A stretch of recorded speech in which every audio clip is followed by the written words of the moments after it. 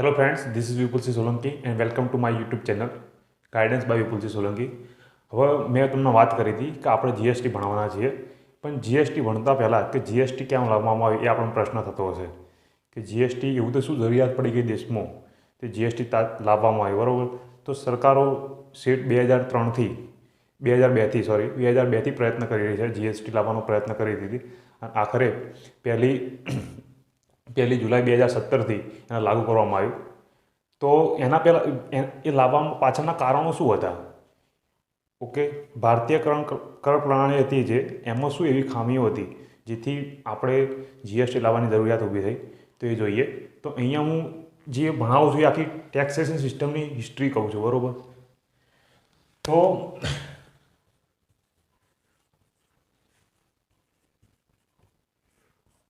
ભારતમાં 1986 પહેલાં single point collection system હતી, બરાબર?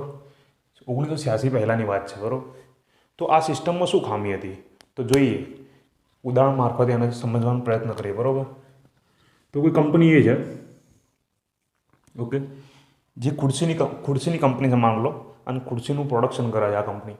તો આ કંપની ખુરશી બનાવી છે તો એના માટે લાકડું જોઈશે, તો એ બહારથી લાકડું ખરીદશે, બરાબર? તો એ માન લો કે 100 રૂપિયાનું લાકડું ખરીદે છે અને એના ઉપર એ લાકડું ખરીદે છે એટલે એના ઉપર સેલ્સ ટેક્સ લાગશે, એ 10 રૂપિયા લાગે છે, 10% લાગે છે, ઓકે? એટલે આનો 10% કેટલા થાય? 100ના 10% 10 રૂપિયા, તો ટોટલ કેટલા થયા? 110 રૂપિયા। 100 રૂપિયા ઉપર 10% ટેક્સ લાગે છે, આ સેલ ટેક્સ છે। પહેલાં સેલ ટેક્સ લાગતો હતો, પછી સેલ ટેક્સ વેટ બન્યો, એ પછી આપણે આગળ જોઈશું સેલ ટેક્સ કેવી રીતે વેટ બન્યો, બરાબર? તો હાલ 110 રૂપિયા કંપની 110 રૂપિયામાં લાકડું ખરીદે છે, કારણ કે લાકડું છે 100 રૂપિયાનું, 10 રૂપિયા ટેક્સ લાગ્યો, 110 રૂપિયાનું કંપનીએ લાકડું ખરીદ્યું। હવે કંપની શું કરશે? ખુરશી બનાવવાનું ચાલુ કરશે। તો કંપની પ્રોડક્શન ચાલુ કર્યું, મતલબ કે પ્રોડક્શન ચાલુ કર્યું। આ કંપનીએ માલ ખરીદ્યો 110માં, તો કંપની પ્રોડક્શન કરે છે, અંદર કારીગર વર્ગ કામ કરતો હશે, પછી કંપનીનું મશીન છે, મશીન વપરાતા હશે એટલે ઘસારો આવતો હશે મશીનોનો, પછી બીજું બી લાઇટ બિલ હશે, એટલે કંપની એમ વિચારશે કે મેં લાકડું 110 રૂપિયામાં ખરીદ્યું છે, તો એના પર હું વેલ્યુ એડિશન આ બધું કર્યું, મેં જે લાકડામાંથી મેં ખુરશી બનાવી તે વેલ્યુ એડિશન કર્યું, એટલે હું એના પર 50 રૂપિયા તો લઈ જ, એટલે કંપની 50 રૂપિયા એનો નફો, એટલે વેલ્યુ એડિશન કર્યું એના પૈસા લે છે, અને કંપની કમાવા જ બેઠી છે, ખોટ કરવા તો બેઠી નથી, એટલે 110 વત્તા 50 આ વેચશે, કેટલા થાય? 160 રૂપિયા થયા। હવે જ્યારે આ કંપનીએ શું કર્યું? આ ખુરશીનું પ્રોડક્શન કર્યું ને, તો જ્યારે કોઈ બી વસ્તુનું પ્રોડક્શન થાય તો એના પર એક્સાઇઝ ડ્યુટી લાગે છે, બરાબર? ઉત્પાદ કર, તો અહીંયા સેન્ટ્રલ એક્સાઇઝ ડ્યુટી લાગશે 10%, ધાર લઈ કે આપણે 10% લગાવે છે, એ બી સેન્ટ્રલ એક્સાઇઝ ડ્યુટી બી। તો 160 વત્તા 160ના 10% કેટલા થયા? 170, 16 રૂપિયા થયા ને, તો 170 રૂપિયા થયા છે અહીંયા, બરાબર? હવે જ્યારે આ કંપની શું કરશે? રિટેલરનો માલ આપે છે, માન લો 176 રૂપિયામાં રિટેલરે માલ ખરીદ્યો, તો અહીંયા રિટેલર લખું છું, 116 રૂપિયામાં રિટેલરે માલ ખરીદ્યો છે, 116 કે 176 રૂપિયામાં।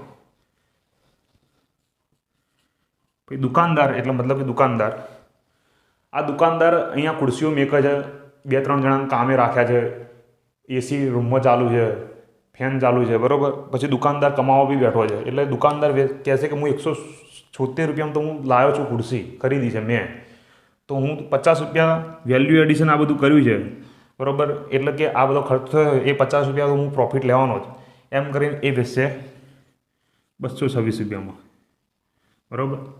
પણ આ જ્યારે વેચવા એ નક્કી કરશે 226 રૂપિયા કિંમત નક્કી કરશે, એટલે રાજ્ય સરકાર ફરી આવી જશે અને કે સેલ ટેક્સ લાવો, તો ફરી શું આપશે? સેલ ટેક્સ આપવાનું થશે આને। તો માન લો કે આપણે એ બી 10% છે, 10% સેલ ટેક્સ છે, તો ફરી આની કિંમત કેટલી થઈ ગઈ? 22.6, 10% એટલે 22.6 થયા, તો 248.6 રૂપિયા। એટલે ગ્રાહક જે ખરીદશે એના માલ કેટલામાં પડ્યો? 248.6 રૂપિયામાં પડ્યો।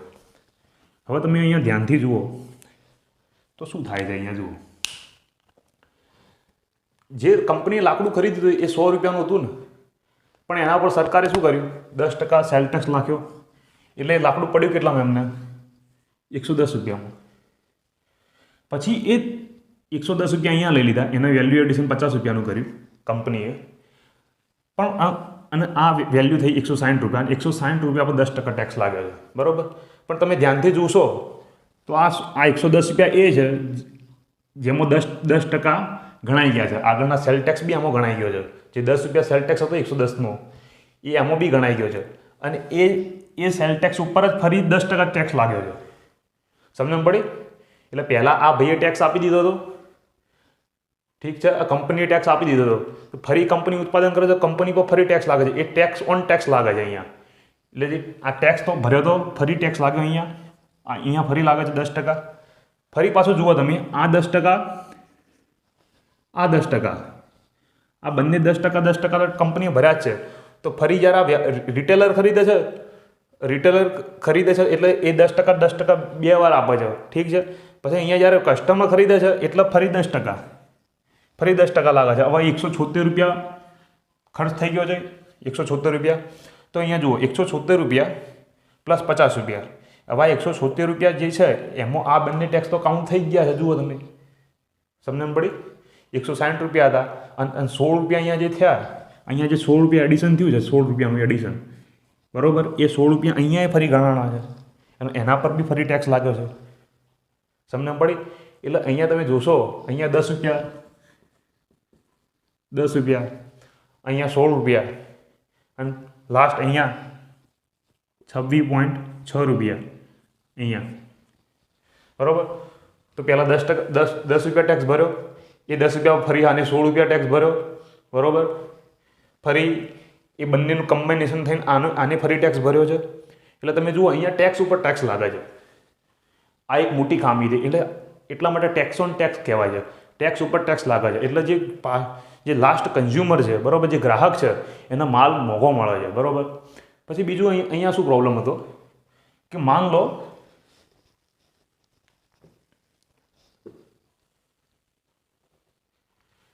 જ્યારે આ પ્રોડક્શન થતું હશે, અહીંયા સેલ ટેક્સના અધિકારી છે, એમ પ્રોડક્શન થતું છે એટલે એક્સાઇઝ ઇન્સ્પેક્ટર હોય છે અહીંયા, બરાબર, જેની ઓફિસ જે તે કંપનીમાં જ આવેલી હોય છે. જ્યારે એ ઉત્પાદન થઈને માલ બહાર નીકળશે એટલે એક્સાઇઝ ઇન્સ્પેક્ટર ઊભો રહેશે અને કે બતાવો રિસીપ્ટ બતાવો કે તમે એક્સાઇઝ ડ્યુટી ભરી છે કે નથી ભરી. એટલે પછી માન લઈએ આપણે કે એક્સાઇઝ જે ઇન્સ્પેક્ટર છે એ ભ્રષ્ટાચાર નથી કરતો, બરાબર, ઓનેસ્ટ છે. તો એ કહેશે કે આ રહ્યો કહેશે કે હા ભરી છે મેં. કંપની શું કહેશે? હા, કે એ ઇન્વોઇસ બતાવશે કંપની એને કે હા કે મેં ભરી છે, જુઓ એક્સાઇઝ ડ્યુટી ભરી છે. એટલે કે સારું, તો જાઓ તમે. એટલે પછી માલ જવા દેશે. પણ એ અધિકારી એમ નહીં પૂછે કે તે જ્યારે માલ ખરીદ્યો હતો, કાચો માલ, તે જ્યારે રો મટીરિયલ ખરીદ્યું હતું એ વખતે તું સેલ ટેક્સ ભર્યો હતો કે નહોતો ભર્યો, એવો પ્રશ્ન નહીં પૂછે. અને જ્યારે અહીંયા બી અને એ એમ બી નહીં પૂછે કે હવે તું આગળ ભરવાનો છો કે નથી ભરવાનો.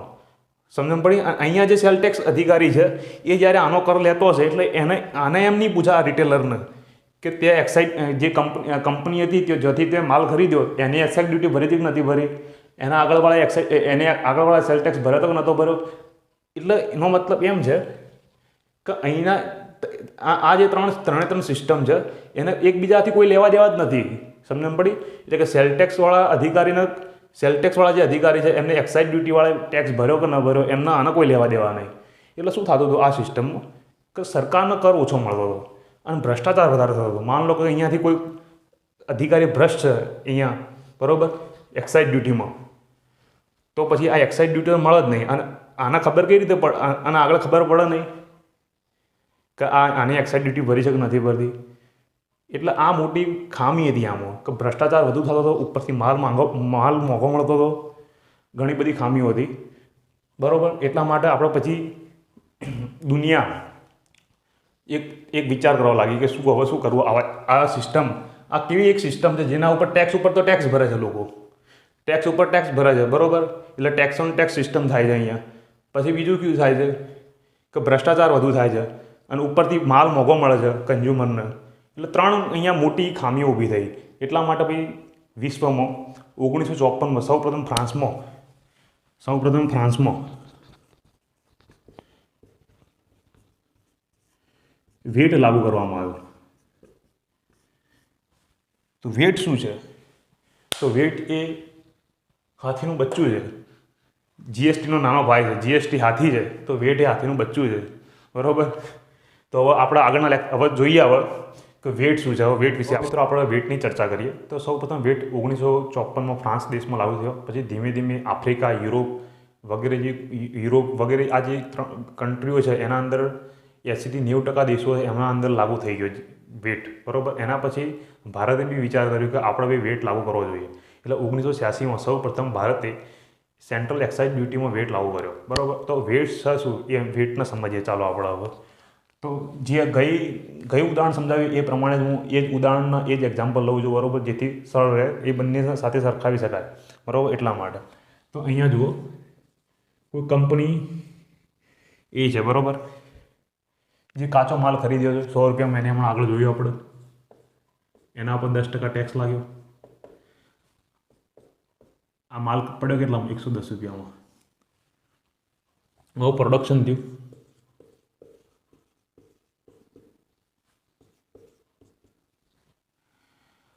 પ્રોડક્શન થશે એટલે આમાં કંપની પ્રોડક્શન કરે છે. બરાબર. એમાં 100 રૂપિયા પ્લસ 10 રૂપિયા હું સમજાવું આ તમને, પ્લસ 50 રૂપિયા. જુઓ, આ જે 100 રૂપિયાનું કંપનીએ જે 110 રૂપિયાનો માલ ખરીદ્યો છે, એ માલમાં 10 રૂપિયા તો શું છે? ટેક્સ ભર્યો છે ને કંપનીએ, એટલા માટે મેં એને અલગ રાખ્યું છે. બરાબર. આ 10 રૂપિયા જે ટેક્સ ભર્યો છે. અહીંયા જે 50 રૂપિયા છે, બરાબર, એ 50 રૂપિયા કંપનીએ શું કર્યું? કંપનીએ ખુરશી બનાવી તો એનું શું કર્યું? વેલ્યુ એડિશન કર્યું. બરાબર. એટલા માટે કંપની કે હું 50 રૂપિયા તો લઈ જ, હવે તો 50 રૂપિયા લીધા. અને હવે આ માલ વેચાશે 150 રૂપિયામાં. અને ફરી એના પર શું લાગશે? 10% એક્સાઇઝ ડ્યુટી લાગશે. અહીંયા સેલ ટેક્સ લાગ્યો હતો. અને આ માલ પડશે 165 રૂપિયામાં. બરાબર. હવે ફરી જુઓ, આ રિટેલરનો માલ જાય છે 165 રૂપિયામાં. માલ કોણ ખરીદે છે? રિટેલર. પણ એમાં તમે જુઓ તો 150 રૂપિયાનો માલ હતો. માલ કેટલાનો હતો? 150 રૂપિયાનો. પણ એમાં 10% શું લાગ્યું? 10% ટેક્સ લાગ્યો ને. શું લાગ્યો? એક્સાઇઝ ટેક્સ લાગ્યો. તો એક્સાઇઝ ટેક્સ 10% લાગ્યો તો 150ના 10% એટલે 15 રૂપિયા. બરાબર. એ 15 રૂપિયા એટલે ઉમેરાના એના અંદર એટલે કેટલા થયા? 165 રૂપિયા થયા. તો 15 રૂપિયા તો શું હતો? ટેક્સ હતો એમાં. પ્લસ હવે રિટેલરે વિચાર્યું, દુકાનદારે, કે મેં અંદર રાખ્યું છે આટલું બધું. બરાબર. 3-4 જણા કામ કરે છે મારા દુકાનમાં, એસી બળે છે, પંખા બળે છે, લાઇટ બિલ આવે છે, તો મારો નફો બી કાઢવાનો, એટલે કે હું 50 રૂપિયા તો વેલ્યુ એડિશન કરું છું. અને એ પછી વેચશે 200 રૂપિયામાં. ખુરશી વેચશે, માન લો કે 200 રૂપિયામાં વેચે છે. બરાબર. પ્લસ એના ઉપર શું ચૂકવશે? 10% ટેક્સ ચૂકવશે. બરાબર. 10% શું ટેક્સ ચૂકવશે? તો ગ્રાહકના ખુરશી કેટલામાં પડી? 220 રૂપિયામાં. બરાબર. હવે ફરી અહીંયા જુઓ કે આ 220 રૂપિયા છે, એમાં શું છે? 200 રૂપિયાની ખુરશી હતી, પ્લસ 20 રૂપિયા શું હતો? 10% ટેક્સ હતો ને. 10% ટેક્સ એ 20 રૂપિયા ટેક્સ હતો એનો. કારણ કે 200ના 10% કેટલા થયા? 20 રૂપિયા થયા. તો 20 રૂપિયા ટેક્સ હતો. હવે ફરી જુઓ તમે એકવાર, તો ગ્રાહક જે 220 રૂપિયા આપશે ને, એમાંથી ગ્રાહક જ્યારે 220 રૂપિયા આપશે આના, એટલે પછી આ એ શું કરશે? અહીંયાથી સમજીએ, ચલો આમ સમજીએ. હા, 110 રૂપિયા જ્યારે આને ખરીદ્યું છે, બરાબર, એટલે એમાં 10 રૂપિયા એ ઇન્વોઇસ હશે. ઇન્વોઇસ એટલે કે આવું કાગળ હશે જેના અંદર લખેલું હશે કે આ વ્યક્તિએ, આ કંપનીએ આ માલ ખરીદ્યો છે, આટલા ટન માલ છે, બરાબર, એના અંદર આટલો ટેક્સ લાગ્યો, બરાબર, આટલા ટકા ટેક્સ લાગ્યો, આટલા રૂપિયા ટેક્સ છે, એવું પરચી હશે એના જોડે, જેને ઇન્વોઇસ કહેવામાં આવે છે. પછી પ્રોડક્શન જ્યારે આ કંપની કરશે, એટલે આ કંપની જ્યારે માલ ખરીદશે એના જોડેથી, બરાબર, એટલે 10% જે આ કંપની શું પૂછશે કે શું તમે આગળ ટેક્સ ભર્યો છે? એટલે આ કહેશે કે હા, તો કે ઇન્વોઇસ બતાવો. એટલે કંપનીની ઇન્વોઇસ બતાવવામાં આવશે, બરાબર. એટલે શું થશે? કંપની ઇન્વોઇસમાં જોશે કે હા એને ટેક્સ ભર્યો છે, પછી માલ ખરીદશે. અહીંયા એ કંપની એવું કેમ કરે છે આપણે સમજીએ, બરાબર. તો અહીંયા કંપની જોશે કે 10%, હા 10 રૂપિયાને ટેક્સ ભરી દીધો છે, 10 રૂપિયા, બરાબર, એટલે 10% ટેક્સ ભરી દીધો છે, એટલે પછી કંપનીનો માલ ખરીદશે અને પછી કંપની વેચશે. તો અહીંયા કંપની ટેક્સ કેટલો ભરે છે? 15 રૂપિયા ટેક્સ ભરે છે. કેટલા રૂપિયા જુઓ? 10% એટલે 150ના 10% એટલે 15 રૂપિયા થયા. હવે જુઓ, જ્યારે કંપની 15 રૂપિયા ટેક્સ ભરે છે, એટલે કંપનીને ટેક્સ ભરવાનો કેટલો છે? 15 રૂપિયા. એ કંપનીની જવાબદારી છે કે કંપનીએ 15 રૂપિયા તો ટેક્સ ભરવો જ પડશે. એટલે એને કહેવાય છે આઉટપુટ ટેક્સ લાયબિલિટી.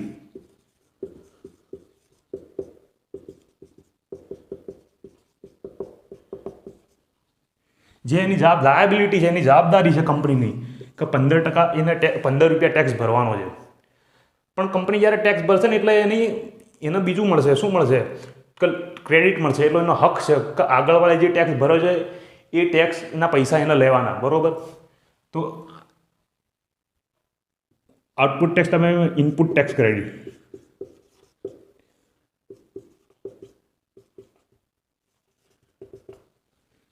તો જુઓ અહીંયા, તો કંપની જ્યારે 15 રૂપિયા ટેક્સ ભરશે, કંપની શું કરશે? 15 રૂપિયા ટેક્સ ભરશે.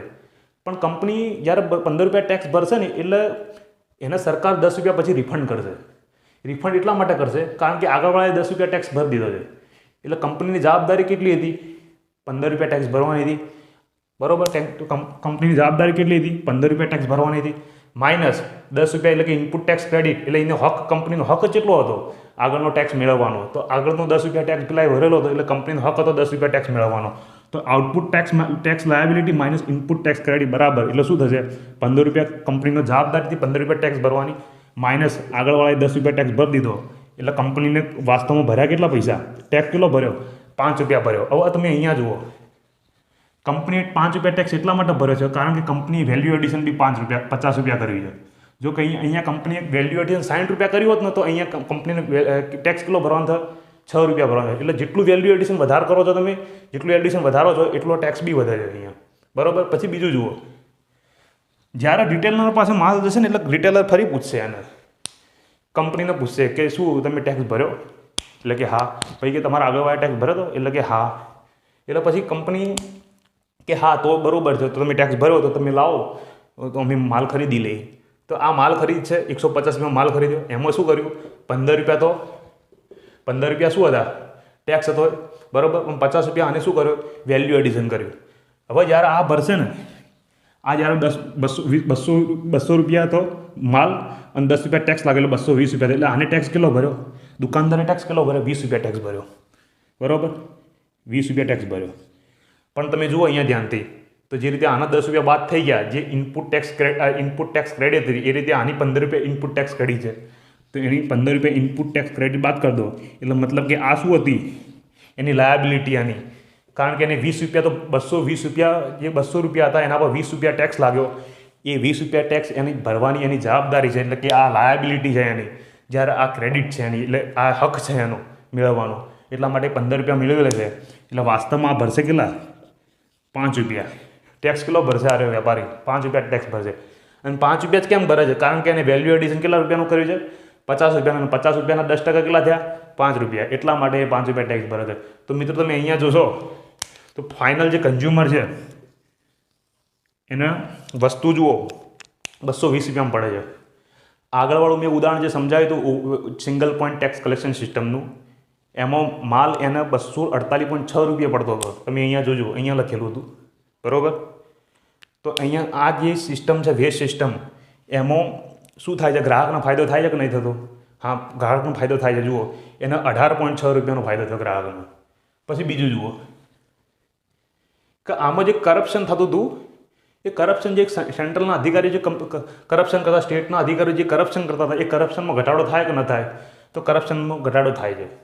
બીજું કે આમાં જો ટ્રાન્સપરન્સી આવે છે કે નથી આવતી? તમે જુઓ, કારણ કે આના જોડે આ જ્યારે ઇનવોઇસ, આ જ્યારે અહીંયા માલ ખરીદશે, રિટેલર માલ ખરીદશે એટલે એને પૂછશે આગળવાળા કંપનીવાળા કે શું તમે ઇનવોઇસ તમારે બતાવો મને, જો તમે ટેક્સ ભર્યો છો તો જ હું માલ ખરીદે. એટલે ટ્રાન્સપરન્સી આવે કે નથી આવતી? ગવર્મેન્ટમાં ટ્રાન્સપરન્સી આવે છે. જુઓ. પછી બીજું, આ ટોટલી જો તમે ફરીથી એકવાર જુઓ તો આનાથી જો ટ્રાન્સપરન્સી આવે છે, ગ્રાહકનો માલ સસ્તો પડે છે, અને સરકારનો શું થાય છે? તો સરકારને ટેક્સમાં વધારો થાય. એટલે ટેક્સની આવક સરકારની વધે છે અલ્ટિમેટલી. બરાબર? પછી બીજું શું થાય છે? કે ભ્રષ્ટાચારમાં ઘટાડો થાય છે. સમજણ પડી?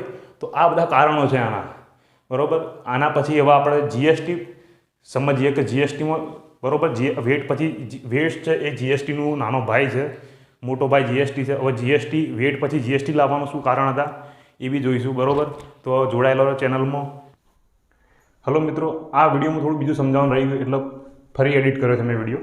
તો અહીંયા જુઓ, વેટ સિસ્ટમ લાગુ થયા પછી ફાયદો શું થયો એ અહીંયા હું બતાવવા માગું છું. તો જ્યારે વેટ સિસ્ટમ લાગુ થઈ એટલે કેસ્કેડિંગ ઇફેક્ટ નાબૂદ થઈ ગઈ. જે આપણે single point tax collection system હતી એની અંદર જે ટેક્સ ઓન ટેક્સ થતું હતું, એટલે કર ઉપર કરની સમસ્યા, બરાબર. કેસ્કેડિંગ ઇફેક્ટ એટલે ટેક્સ ઓન ટેક્સ, બરાબર. કર ઉપર કરની જે સમસ્યા છે એ ટેક્સ ઓન ટેક્સ કહેવામાં આવે છે, એટલે કેસ્કેડિંગ ઇફેક્ટ બી કહેવામાં આવે છે એને. તો એ કેસ્કેડિંગ ઇફેક્ટ તમે અહીંયા જોઈ શકો છો, બરાબર. જે છેલ્લે માલ આપણને જે 220 રૂપિયામાં પડે છે, જ્યારે પહેલાં સિંગલ પોઈન્ટ ટેક્સ કલેક્શન સિસ્ટમમાં 248.6 રૂપિયા પડે હતો, બરાબર. તો એ માલ અહીંયા સસ્તો પડે છે. એનું કારણ શું છે? કારણ કે ટેક્સ ઓન ટેક્સ એટલે મતલબ કે કેસ્કેડિંગ ઇફેક્ટ અહીંયા નાબૂદ થઈ ગઈ છે, એટલે એક ફાયદો મળે અને ગ્રાહકનો ફાયદો થાય છે અહીંયા. પછી બીજું, કર રાજસ્વમાં લગભગ દરેક રાજ્યએ આ વેટ અપનાવ્યા પછી દરેક રાજ્યને પહેલાં ડર હતો કે વેટ અપનાવવાથી અમને નુકસાન તો નહીં થાય, એટલે કેન્દ્ર સરકારે એમ કીધું કે 2 વર્ષ સુધી અમે તમને રિફંડ આપશો 14% દરે, બરાબર. અને જે જીએસટીમાં 5 વર્ષનો ઉલ્લેખ કર્યો છે કે 5 વર્ષ સુધી જો તમને રાજસ્વમાં કોઈ ઘટાડો થાય તો કેન્દ્ર સરકાર બેઠી છે, તમે ટેન્શન નથી લો, બરાબર. એ રીતે અહીંયા વેટમાં 2 વર્ષનું હતું, બરાબર, 5 વર્ષનું નહોતું, એ ધ્યાન રાખજો. પછી એટલે શું થાય છે કે દરેક રાજ્યએ અપનાવી લીધું, એના પછી ખબર પડી કે દરેક રાજ્યને કે આમાં તો વધારો જ થાય છે, લગભગ 14% દરે વધારો જોવા મળે છે, એટલે બહુ સારો એવું પ્રમાણમાં વધારો થયો જોવા મળે છે, બરાબર. પછી બીજું, જીએસટીનું પૂર્વવર્તી છે. શું છે જીએસટીનું પૂર્વવર્તી? મિત્રો, જીએસટી પણ આ જ રીતે વર્ક કરે છે. એટલા માટે જે મેં પહેલાં કીધું હતું કે આ વેટ એ જીએસટીનું નાનું હાથીનું બચ્ચું છે, જીએસટી હાથી છે, વેટ એ હાથીનું બચ્ચું છે. એટલા માટે કારણ કે જીએસટી એ બી આ સિસ્ટમથી કામ કરે છે, એટલે વેટ પ્રિન્સિપાલ ઉપર જીએસટી વર્ક કરે છે, વેટ પ્રિન્સિપાલ પર જીએસટી વર્ક કરે છે, બરાબર. અને જીએસટીનું પૂર્વવર્તી એટલા માટે કહેવામાં આવે છે એને, એટલે જીએસટી પહેલાં આ કામ કરતું હતું અને જીએસટી બી આ વેટ પ્રિન્સિપાલ પર કામ કરે છે. જો આ રીતે ક્વેશ્ચન પૂછાય એમસીક્યુમાં તો યાદ રાખજો. મૂલ્યવર્ધિત કર પ્રણાલી છે, જીએસટી બી મૂલ્યવર્ધિત કર પ્રણાલી છે, જ્યારે વેટ બી મૂલ્યવર્ધિત કર પ્રણાલી છે. એનું કારણ કઈ રીતે ખબર પડે? તો અહીંયા હું 50 રૂપિયાનો વધારો કર્યો છે, તો અહીંયા જેટલો હું 50 જેટલા રૂપિયાનો અહીંયા વધારો કરું છું એટલો ટેક્સ મારે અહીંયા ચૂકવવાનો થાય છે, બરાબર. અહીંયા હું 60 રૂપિયા કરું તો આ વેપારીને 6 રૂપિયા ચૂકવવાના થાય, બરાબર. એટલે અહીંયા એ જોવા મળે છે કે જેટલું મૂલ્ય હું વધારું છું, જેટલું વેલ્યુ એડિશન કરું છું, એટલી જ કર માર ચૂકવવાનો થાય છે અહીંયા, બરાબર. પછી બીજું, તમને અહીંયા પ્રશ્ન થતો હશે કે સાહેબ અહીંયા તમે કેમ ના ગણ્યા, આ 10 રૂપિયા અહીંયા કેમ ના ગણ્યા? તો એ જ તો આ વેટ સિસ્ટમની વેટ પ્રિન્સિપાલ એ તો ખાસિયત છે મિત્રો, કે જે ટેક્સ જે હતો એ ટેક્સને ફરી ગણવાનું નથી. એટલે આ 110 રૂપિયા છે, એમાં 10 રૂપિયા તો ટેક્સ છે, એ 10 રૂપિયા ટેક્સ હું અહીંયા શું કા ગણું? એ વેટ પ્રિન્સિપાલમાં ગણાતું નથી અને જીએસટીમાં બી ગણાતું નથી, બરાબર. એ તો જોવાનું છે અહીંયા. એટલે 10 રૂપિયા અહીંયા ગણાશે નહીં અને એ 10 ટેક્સ ગણાય છે, બરાબર. અહીંયા જે 15 રૂપિયા છે એ બી ટેક્સ છે, એ અહીંયા નહીં ગણાય, બરાબર. જ્યારે છેલ્લી મૂળ કિંમત છે 220 રૂપિયા, એ 220 રૂપિયામાં 20 રૂપિયા ટેક્સ છે જે રિટેલરને ચૂકવવાનો છે. તો રિટેલર શું કરશે કે 20 રૂપિયા જે છે એની આઉટપુટ ટેક્સ લાયાબિલિટી છે, એટલે એની જવાબદારી છે કે 20 રૂપિયા ટેક્સ ચૂકવવા. પણ એની ક્રેડિટ પણ કઈ છે? 15 રૂપિયા ક્રેડિટ છે એની, એ 15 રૂપિયાના રિફંડ મળી જશે, બરાબર. એટલે એ શું બતાવે છે કે આ જે છે એ ક્રેડિટ છે, આ લાયાબિલિટી છે, બરાબર. હવે બીજું શું કહેવા માગું છું કે કોઈ બી દેશમાં જીએસટી લાવવું હોય તો એના પહેલાં વેટ લાવવું ફરજિયાત છે. યાદ રાખજો, આ વેટ વગર જીએસટી શક્ય નથી, વેટ પ્રિન્સિપાલ વગર જીએસટી લાવવું અશક્ય છે. એટલે જો આ રીતે કોઈ એમસીક્યુ પૂછાય કે શું વેટ પ્રિન્સિપાલ વગર જીએસટી લાવી શકાય, તો ના આવે, એનો જવાબ ના આવે, બરાબર. એટલે તમારે વેટ વગર જીએસટી લાવી શકાય નહીં. પછી બીજી વસ્તુ કે ઘણા દેશો એવા છે કે જેમાં વેટ પ્રણાલી હજી બી ચાલુ છે અને એ જીએસટી લાગુ નથી કરી. તો એવું જરૂરી નથી કે હંમેશા વેટ એ જીએસટી જ બને, કારણ કે ઘણા દેશો હજી ચાલુ રાખી, એમને વેટમાં કામ થઈ જતું હોય તો એ જીએસટી હું કાંક લાગુ કરે. એટલા માટે જીએસટી એમને એટલે એમને વેટ સિસ્ટમ ચાલુ રાખી, જીએસટી હજી નહીં અપનાવી, એ પછી અપનાવશે. એવા ઘણા બી દેશો છે, તો ઘણા એવા દેશો જેમને જીએસટી અપનાવી લીધું છે. તો જીએસટી છે એ વેટનું પૂર્વવર્તી છે, બરાબર. તો હલો મિત્રો, અહીંયા હવે હું જે આ સમજાવ્યું છે તમને એના પરથી એક ક્વેશ્ચન કાઢવાનો પ્રયત્ન કર્યો છે, જે ક્વેશ્ચન તમને કોઈ બુકમાં નહીં મળે, મેં પોતે જ કાઢેલો છે. અને આવા ક્વેશ્ચન હવે જીપીએસસીની આવતી પરીક્ષાઓમાં, આવનારી જે પરીક્ષાઓ છે એમાં પૂછાઈ શકવાની સંભાવના છે, બરાબર. આ ક્વેશ્ચન તમને ત્યારે જ આવડશે જ્યારે તમને મેં સમજાવ્યું છે, સમજ્યા હશે તો જ, બરાબર. બાકી જો તમને જીએસટી બુકમાં વાંચ્યું છે, તમને આ ક્વેશ્ચન નહીં આવડે. આ ક્વેશ્ચન તમે જુઓ, બરાબર, અને પછી મને આન્સર આપો કે આનો આન્સર શું આવશે, બરાબર. કોમેન્ટ બોક્સમાં મને જવાબ આપો, હું અહીંયા ક્વેશ્ચને લખું છું. હલો મિત્રો, હવે તમે આ ક્વેશ્ચન જોઈ શકો છો. આ ક્વેશ્ચનનો જવાબ મને કોમેન્ટ બોક્સમાં તમે આપો બધા. અને હવે પછીનો જે લેક્ચર છે એ જીએસટી લાવવાના મુખ્ય કારણ આ હતું. હવેનું જે લેક્ચર છે એ જીએસટી લાવવાના અન્ય કારણો છે જે મેન્સ રિલેટેડ છે, બરાબર, જીપીએસસી મેન્સ રિલેટેડ. તે એને ચોક્કસ જોજો અને એમાંથી મેં ક્વેશ્ચન બનાવ્યા છે બીજા. વિડીયો તમને ગમ્યો હોય તો લાઇક કરો, શેર કરો, સબસ્ક્રાઈબ કરો. Thank you very much.